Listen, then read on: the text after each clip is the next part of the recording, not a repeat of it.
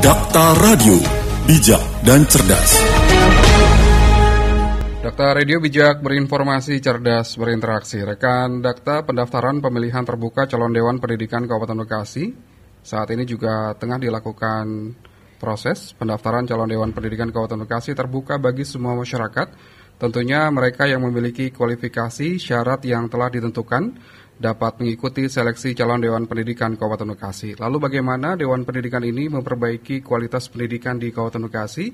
Kita akan berbincang bersama dengan peserta seleksi Dewan Pendidikan Kabupaten Bekasi, sekaligus juga Ketua STEBI Cikarang, Dr. Denny Lesmana. Dakta Radio, bijak dan cerdas. Assalamualaikum warahmatullahi wabarakatuh, Pak Denny. Waalaikumsalam warahmatullahi wabarakatuh. Baik, Mas. Kabar sehat ya, Pak Denny ya? Bila saya sehat. Pak Denny ini ikut dalam seleksi Dewan Pendidikan Kabupaten Bekasi. Sejauh ini prosesnya sudah sejauh mana, Pak Denny? Baik, Pak. Seleksi Dewan Pendidikan Kabupaten Bekasi di tanggal 8 kemarin masuk ke tahap pengumuman administrasi. Ya. Jadi kemarin sudah diumumkan ada sekitar 70 sekian peserta yang lolos seleksi administrasi. Baik. Selanjutnya nanti di tanggal 13 kalau tidak salah, hari Sabtu itu ada seleksi tes tertulis. Dan ada beberapa tahapan di sana sampai tanggal 31 Agustus kalau tidak salah terakhir. Baik.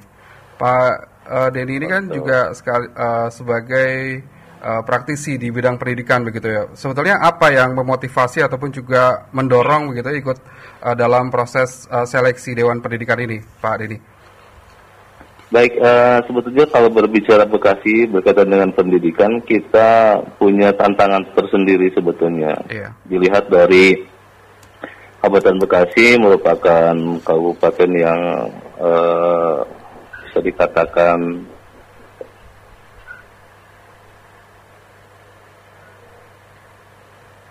tiga kecamatan dengan jumlah pendidikan TK itu kalau saya lihat di data di SD itu di tingkatan SD sekolah dasar itu ada 1032, kemudian di SMP ada 405, di TK ada 797 sekolah yang ada di bawah binaan tanggung jawab Dinas Pendidikan Kabupaten Bekasi.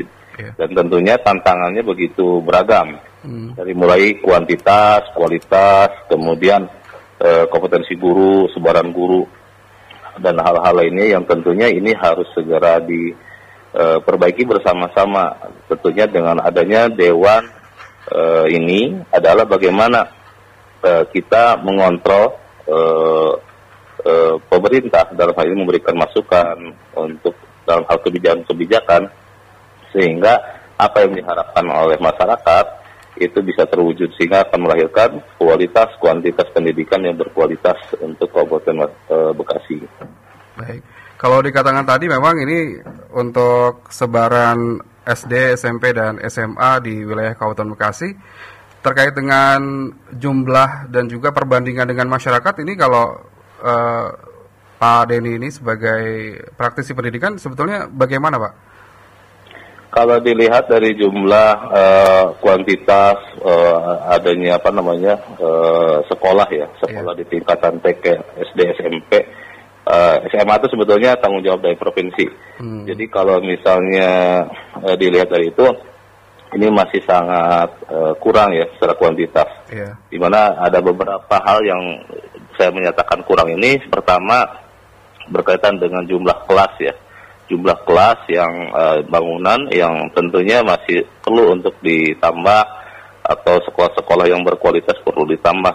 Karena masih ada sekolah-sekolah yang menggunakan sip-sip, sehingga itu sangat tidak kondusif untuk proses pembelajaran. Sehingga bagaimana peran pemerintah ini harus hadir di sini seperti itu. Termasuk juga dari segi kualitas ya, Pak Denny ya. Ini juga banyak sekali nih sekolah-sekolah yang memang masih kekurangan dari segi fasilitas, kemudian mebler. Kemarin juga kita lihat bahwa di SMPN 3 Bojongmangu masih banyak sekolah-sekolah yang belajar di lantai ini. Nah mungkin ke depan seperti apa apabila memang ditakdirkan oleh Allah terpilih sebagai Dewan Pendidikan Kabupaten Bekasi. Baik, betul. Berbicara kuantitas, nanti berdampak kepada kualitas apa disampaikan oleh Bapak barusan, bahwa tentunya kita sebagai masyarakat dalam hari ini nanti diberikan amanah dalam hal sebagai Dewan Pendidikan, tentunya kita punya peran untuk memberikan pertama berkaitan dengan kontrol, kemudian mediator, atau juga kita memberikan pertimbangan berkaitan dengan kebijakan. Nah, hal-hal ini harus disampaikan kita by data, by informasi dari lapangan, apa yang diperlukan sebetulnya oleh masyarakat. Nah, ini kita sampaikan kepada dinas pendidikan khususnya, sebetulnya idealnya seperti apa, sehingga pemerataan pendidikan di Kabupaten Bekasi itu akan terwujud, sehingga tidak jomplang ya, dikatakan antara yang di kota dengan yang di daerah atau daerah pesisir, itu kan perlu untuk diperhatikan juga, sehingga dengan kehadiran ini satu kemajuan juga bagi menurut hemat saya dengan adanya Dewan Pertimbangan di Kabupaten Bekasi, walaupun di kabupaten lain sudah ada beberapa yang sudah muncul, mana perannya itu adalah untuk ngontrol, kemudian supporting juga, pendukung ya, kemudian controlling, mediator. Ini ibaratkan kalau di tataran sekolah adalah sebagai komite sekolahnya. Betul. Jadi kalau komite sekolah itu kepada sekolah bermitra, kalau Dewan Pendidikan ini berkolaborasi bersama dengan Dinas Pendidikan. Seperti itu, Pak. Baik. Pak Denny, ini kan juga untuk kualitas pendidikan di Kabupaten Bekasi diperlukan memang ya, kualitasnya agar lebih baik, agar memang lulusan yang ada di Bekasi ini siap bekerja, karena memang wilayah industri terbesar se-Asia Tenggara. Kalau Pak Denny melihatnya seperti apa, Pak? Betul. Jadi pendidikan itu tentunya salah satunya adalah penyiapan kurikulum yang siap atau link and match ya dengan perusahaan-perusahaan yang tentunya kalau di tingkatan sekolah SD, SMP itu bagaimana sebetulnya keterampilan lokal atau keterampilan yang seharusnya harus dimiliki. Misalnya dengan adanya era disrupsi sekarang, siswa itu harus mampu bagaimana menguasai teknologi secara positif, tentunya untuk pengembangan pribadinya untuk siap untuk terjun di dunia kerja pada akhirnya. Walaupun sebetulnya kalau kita lihat jenjang untuk SD SMP ini, bagaimana sebetulnya kita berharap sebagai Dewan Pendidikan ini bukan arahnya menyiapkan itu, tetapi basic dasar untuk ilmu pengetahuannya memang perlu disiapkan. Tetapi bagaimana karakter sebetulnya, karakter, karena untuk SMA nanti ke perguruan tinggi itu tugasnya nanti di provinsi, di provinsi. Tapi bagaimana SD SMP ini karakternya, sikapnya itu menjadi dasar sih. Kalau saya melihat dari sisi itu, sehingga bagaimanapun nanti dia menjadi apapun, ketika dasarnya sudah oke, insya Allah siap bertempur dimanapun. Peningkatan karakter untuk siswa di Kabupaten Bekasi ini agar siap di dunia industri ya, Pak Denny. Betul. Karena dasarnya itu. Ketika dia terjun di masyarakat, di dunia industri, ketika dasarnya sudah kuat, sudah oke, karakternya sudah mantap, nggak ada yang bolos-bolos itu kan kerjanya. Karena ini juga suka dikeluhkan juga oleh perusahaan ini. Betul. Jadi harapannya pasti perusahaan minta adalah bagaimana pertama disiplin, kan? Disiplin. Tentunya dia harapan ketika kompetensi jadi plus disiplin plus kompetensinya tentunya yang harus disiapkan. Itulah hakikat pendidikan. Bukan hanya hard skill-nya, soft skill-nya juga harus disiapkan. Baik. Pak Denny, ini kan juga nantinya Dewan Pendidikan juga harus mengakomodir seluruh stakeholder yang ada di Kabupaten Bekasi, termasuk juga sekolah swasta. Terkadang memang jika penerimaan peserta didik baru ini sekolah swasta ini terpinggirkan karena masyarakat juga cenderung negeri minded. Nah, bagaimana sebetulnya nanti Dewan Pendidikan ini mengakomodir sekolah-sekolah swasta agar ikut juga berkontribusi berkaitan dengan pendidikan di Kabupaten Bekasi? Baik, betul. Jadi ketika negeri menjadi superior dibandingkan dengan swasta, bisa dikatakan seperti itu. Tentunya swasta pun punya peran yang sangat bagus dan kita tidak melihat bahwa swasta itu jelek. Bahkan mungkin ada juga beberapa swasta yang sangat luar biasa standar kualitas mutunya. Nah tentunya dalam menyeimbangkan hal ini tentu kita harus ada konsep pemerataan kualitas pendidikan, termasuk kepada pembinaan kepada sekolah-sekolah swasta, sehingga yang bersangkutan mampu untuk berdaya saing dengan yang negeri, sehingga masyarakat pun tidak dibingungkan ketika mungkin tidak dipilih negeri, dengan swasta pun bisa dengan kualitas yang sama atau mungkin lebih juga, tentu dengan biaya yang nanti harus kita bicarakan, sehingga ada standar-standar misalnya, sehingga tidak ada istilahnya ya, kalau saya lihat tidak ada bisnis dalam dunia pendidikan, karena ini juga yang akan memberatkan masyarakat, walaupun pada dasarnya monggo-monggo saja karena swasta yang mengelola, cuman ini perlu diatur, menurut hemat saya perlu diatur sehingga tidak ada yang komersialisasi pendidikan. Pendidikan begitu mahal, ketika ingin berkualitas harus membayar begitu mahal, sehingga masyarakat akan keberatan. Ya akhirnya ambil swasta yang mungkin bisa dikatakan standar kualitas mutunya jelek dan sebagainya. Itu jadi masalah juga, sehingga harus kita selesaikan.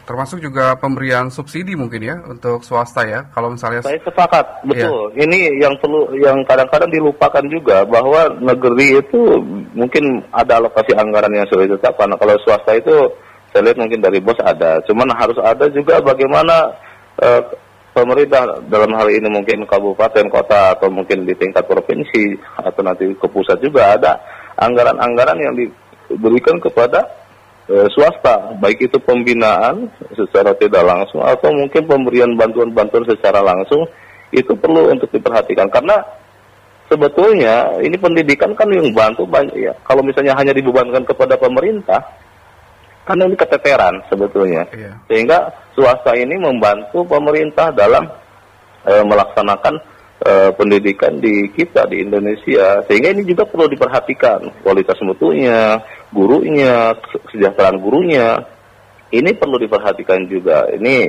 yang harapan besar kami ingin bagaimana nih di dunia pendidikan negeri swasta ini kesejahteraan gurunya, kualitasnya itu sama-sama bisa terwujud itu, Pak.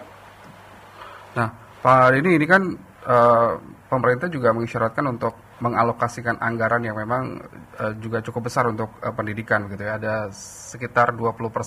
Nah, kalau Pak Denny melihat di Kabupaten Bekasi seperti apa ini? Kalau saya lihat itu anggaran untuk 2022 itu kan total di Kabupaten Bekasi itu saya pernah baca itu hampir 6,39 T itu untuk di tahun 2022. Nah, itu di Bekasi itu saya sangat senang sekali karena informasinya alokasi pendidikan itu paling terbesar di dinas pendidikan itu.